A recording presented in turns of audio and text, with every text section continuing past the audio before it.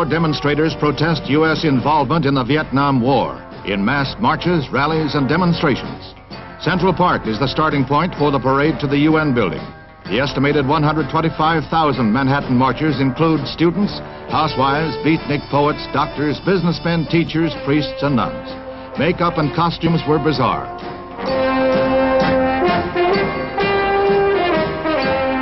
Before the parade, mass draft card burning was urged.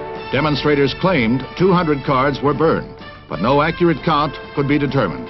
Reporters and onlookers were jostled away on purpose. Although mostly peaceful, shouted confrontations were frequent and fiery during the course of the march. The anti-war marchers were picketed by anti-war marchers who were hawkish toward the parading doves.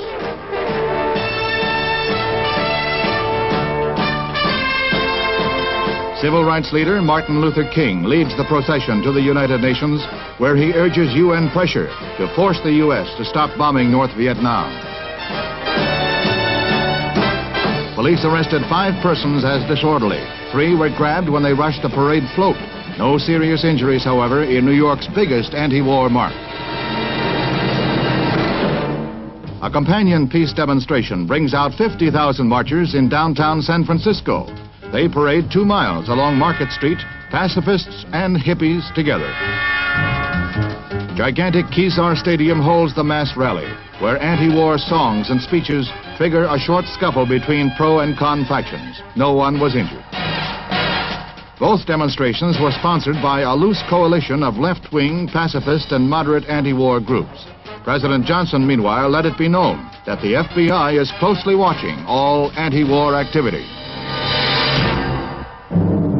In Rome, a peace demonstration ironically erupts into violence near the U.S. Embassy along the glamorous Via Veneto. Police, alerted to possible trouble, stopped the marchers just short of their goal, and then the march turned into a riot. Peace placards, cafe chairs, and fists flew in all directions. The next phase, a sit-down protest, but Rome police and firemen, too, had a solution.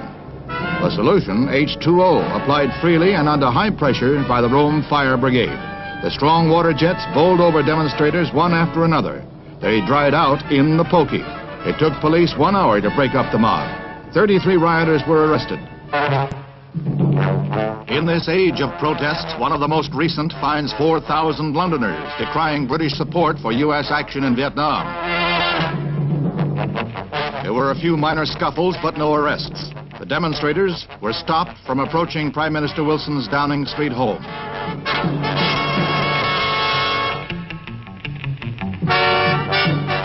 Organized by the Campaign for Nuclear Disarmament, mimics of Queen Elizabeth presented mock medals and said the war was a wicked obscenity. Madrid University, scene of the largest anti-American rally in recent years.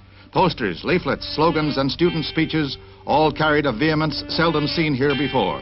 Some 3,000 undergraduates attended. An American flag is burned at the height of the demonstration.